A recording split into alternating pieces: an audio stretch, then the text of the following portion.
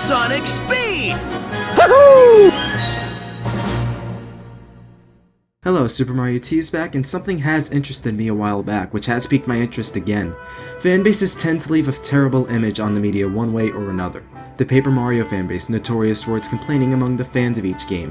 Whether you like the Thousand Year Door or the first Paper Mario, you're a nostalgia whore, or if you like Sticker Star or Color Splash, you're a misunderstood idiot or whatever. The Sonic fanbase, whether you like the classic or modern Sonic games, you're a juvenile hypocrite who can absolutely never be satisfied no matter what the hell happens to Sonic. The Smash Brothers fanbase, people who like Smash 4 are children, who complain about anything that happens in the game, whether you're someone in it for the content or the competitive nature, or people who like Melee are old hardened assholes who are simple-minded towards their elitist nature and hell-bent on placing Melee on a high pedestal or something. I'm not saying you're a bad person if you like something I don't like, or if you're anything like what I just described before. Your opinion is an opinion. These are not stuff I say or enforce either. These are common complaints among these fanbases that make them so venomous, and there are a lot of other fanbases out there that probably have other quirks and issues to work out. Power to you. You stick with your passion, your opinion. Don't let others shove you into the ground, but please don't treat someone like trash just because they feel different. This is the modern era of discussion, not the classical era of Greek philosophy. But what I'm getting at here is with how much negativity and toxicity surrounding fanbases, is there ever a chance for fanbases to recover from the damage they've done? It's hard to say with complete certainty because every fanbase out there is so different. Each fanbase has their own quirks, issues, and problems to work out, and some cases are more extreme than others. But I brought this question up because a month ago, I released a Paper Mario Color Splash review, and this video got no dislikes, no hate comments whatsoever, which sounds like heaven. Now obviously basing this one question off of one of my own videos doesn't make the research sufficient enough, as well as the fact that not only did I not even scratch 1,000 views on that video, it's also because a lot of drama surrounding Color Splashes seem to have died out, thank God. But I'm sure someone watching this will have decided to thumbs down the video or throw in a hate comment or both or whatever. It's whatever.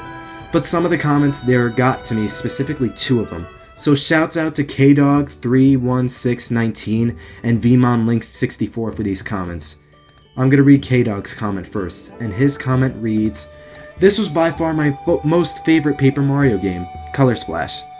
I found it very, very fun, and I also found the graphics and colors to be gorgeous. Now imagine how sexy the graphics of Paper Mario will be on the Switch. Ooh, just imagine that possibility, whether it be like Color Splash or the Thousand Year Door. I think maybe what they should do with the next one is bring back the mechanics that we had in Super Paper Mario, where we could switch between the 2D concept and the 3D concept. This was also in that level where we could pop into Super Mario Bros. 3, and to make all the fans happy, they could bring back partners for Mario and the battle mechanics that we had in Paper Mario 1 and the Thousand Year Door. Heck, why not just give us 3 characters that we can battle with, just like Super Mario RPG, The Legend of the Seven Stars?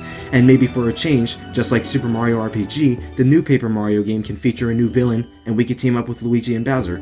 Experience points and leveling up can make a comeback.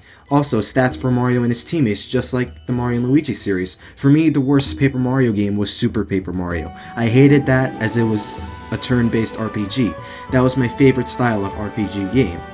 And Jeremy Knight comments, "Wow, I was expecting you to attack this guy and call him a hater. Good for you, man, and your idea of the next Paper Mario game sounds cool." I was expecting that too. His idea was interesting, but you'd expect a comment with a beginning like that to go downhill with insults and flames like most reviews do. But he didn't. He just stated his own opinion and idea with no repercussions or haters shooting him down for liking Color Splash, just as people haven't shut down my review as of yet. I like that kind of enthusiasm to different opinions, bold enough to state his opinion different from the video and most viewers, while not going as far and low to make his feel superior to others.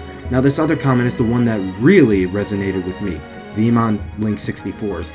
And this one reads, "I personally love this game. It's not on the same league as 64 and the Thousand Year Door, but I still had fun. I never thought this game would beat those 2. I only said it would be a decent game, and that's what I got, a decent addition for me. I understand your thoughts, an improvement, but too easy. Personally, I'll give it an 8, but I won't hate you, S&T. Let's just hope Paper Mario 6 is more like the original. See, he differs, but he doesn't bother to hate." And I went on to comment, "I won't hate you either. We all have different tastes, expectations, and experiences. Thanks. And let's pray to God, because if Nintendo can listen and provide for hardcore 3D Mario fans with Super Mario Odyssey, they can definitely provide the hardcore Paper Mario fans. And the Zelda experience within Shouts out to him, by the way. I might as well give him a shout out while he's in this discussion. He goes on to reply, "That's what I hate the most. Why can't we all have different viewpoints or even be directly in opposition of each other's wants without hating or being mad at each other? I don't think anything I say is so bad that someone will want to get upset or feel like they have to debate so hard that it hurts them and me. I don't see why we can't just treat each other kindly." Is that not the truth? Or is that not the truth?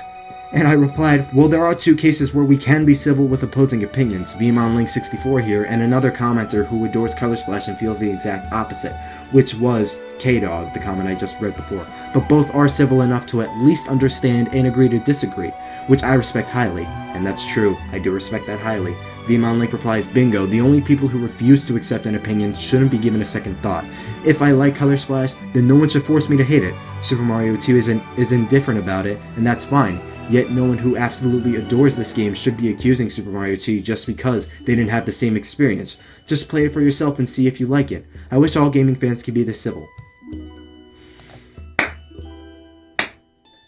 Now, wasn't that just beautiful? It could be just me, but I've never felt so satisfied and amazed at how some of these people can act and see how much more worthwhile civility and maturity can breed itself.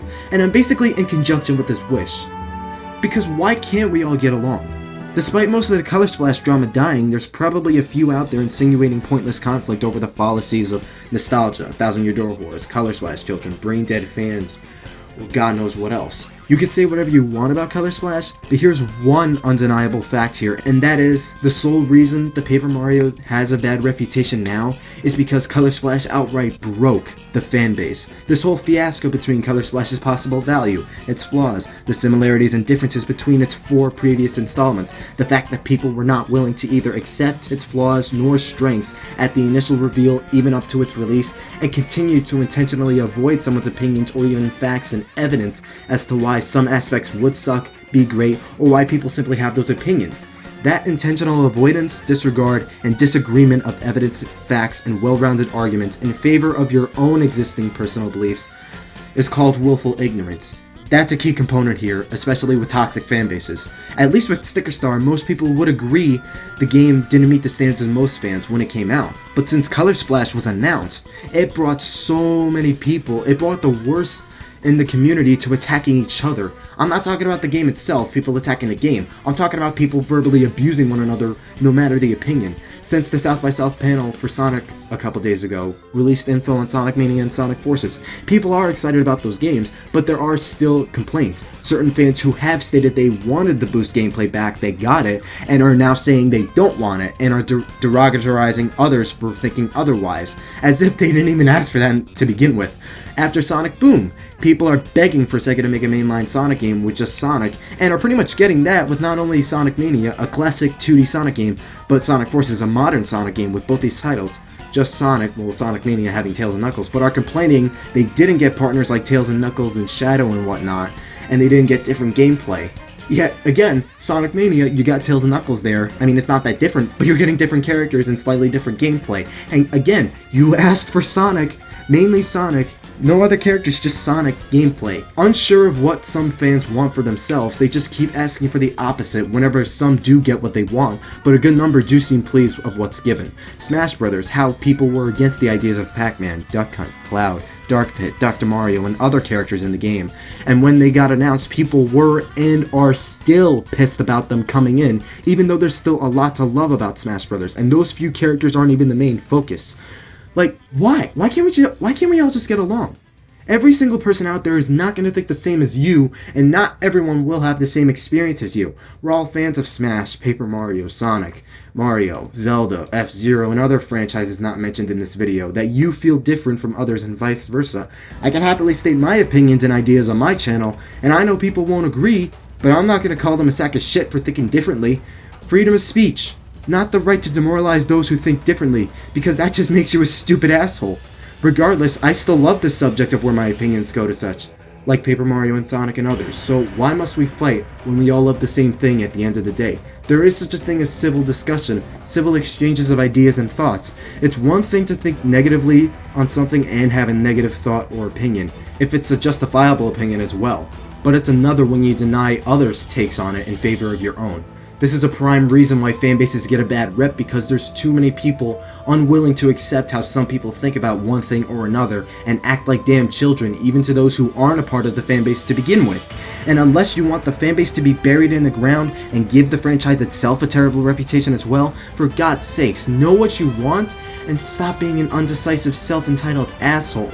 We're gaming enthusiasts. We love shows and movies and other things. What kind of satisfaction can your fat, pimply ass face with an ego that's even fatter than that get from talking shit?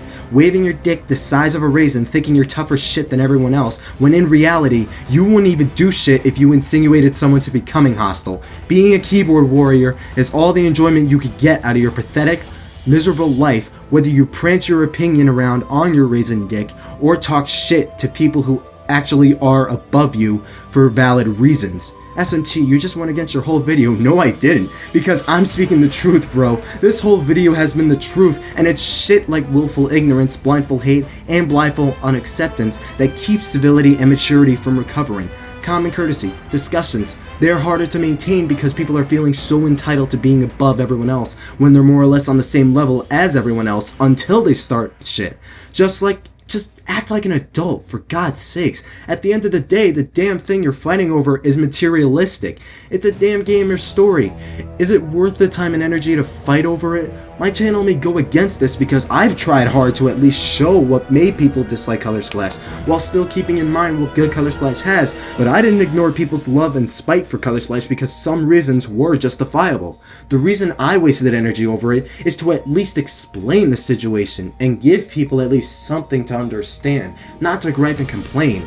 You could argue I play a part in all this, making the fanbases divided to a small extent. For all I know, indirectly, I probably contributed to it regardless. But does that make you any better for complaining about something you 100% wanted in the first place? For splintering others in their own subsections for the fanbase? For making the entire franchise itself look like Satan took a piss all over it, only to make yourself feel powerful for a good 15 seconds? It's not worth it. I made this channel. I wanted to be a part of the YouTube community to encourage ideas, thoughts, viewpoints, positive and negative opinions on games and interests that are a part of me and my life, and encourage some open-mindedness, creativity, and understanding and civil discussions because they're genuinely fun and worth putting energy into, not pointless banter that's non-beneficial to either one of you in the long run. After that feedback from my review, I feel hopeful that fanbases can recover because hey, the Color Splash drama died out like I said. Maybe some understanding and agreement and agree to disagree scenarios could come up too, even if I'm in the very small minority in the grand scheme of things, because there are flaws with me going off my review. I think Paper Mario at least has some chances to recover in some areas. I don't know about it as a whole, but some is better than none, I always say. As for Smash and Sonic, I really have no idea there. There will always be people who complain and insinuate hate and fire, but why not try to prevent that? Talk like human beings and encourage our ideas and reasons for liking/disliking something. I gave my reasons in the past for Paper Mario topics. Start a discussion, ask people some questions, and give people a reason to talk, not trigger. No, people won't always agree with you. It's not the end of the world. Some situations are not ideal, but why not make the most out of it and potentially make it better down the line? At least try to see what other people have to say and think. But speak your mind and see what others can come to you with. And you may find yourself with some new friends on both sides of the spectrum as well. Remember, it's a face-to-face conversation, not distant cries from the top of a hill to the base, even if it's on the internet. For God's sakes, we're human beings. Why not bring the fan bases together? Because we like these things. Why not insinuate the fact that we like these things onto each other? Find out, oh, I like this too. Like the graphics of Paper Mario or Super Mario Odyssey, that's a better example, because a lot of people are loving what that game looks like now. Like the graphics for one thing, the game looks beautiful, the gameplay, especially how big the world will look. I mean, for God's sakes, there's a lot of people coming together. The 3D Mario fan base has been slightly questionable ever since Super Mario 3D Land and 3D World came out, because, I mean, people argue those aren't true 3D Mario games, even though they have 3D in the title. But like I said in my previous videos, they don't have the longevity, the scope. They're not as influential as 64, Sunshine, Galaxy, and Galaxy 2 were. With Mario Odyssey, I don't want to say there's a balance. No, it's not a balance. They're going further beyond the distance with making the world expansive, the gameplay. God knows what else will come to us at E3 when this game comes out. But this game is bringing together so many Mario fans. It's unbelievable. Like, the game itself, the game itself is enough to make me happy, but it's just amazing seeing so many other fans come together and be like, oh my god, man. I could gush about it for hours. Plenty of other people could gush about it for hours along with me. I could talk with many other people about Mario Odyssey, so why not talk about it's better to talk about something positive than negative. I did say I'd rather talk about, like, positive and negatives, like, explore both sides of the spectrum, but I think it'd be more worthwhile to talk about the positives. Mario Odyssey is a good example, because that's bringing together so many people. It's unbelievable, man. Oh my god. So why not start something positive? See where your disagreements can come into play there. If you start with something positive, then maybe the blow won't be as bad if you find out something negative. But don't freaking flame on the damn guy just for thinking differently. Cause what the hell are you gonna get out of it? Huh? Like you're gonna get a slight boner for 15 seconds? Is that it? Your ego's gonna get boosted up for a little bit, and then you're gonna call it the end of the day? Like, seriously, dude? But that's pretty much what I had to say. Thank you all for listening and watching, and stick around for more things gaming related and discussions as well. Very soon I'll be starting up my Road to Sonic Mania series, as well as start some discussions and ideas on Super Mario Odyssey. Take care everyone, and stay super.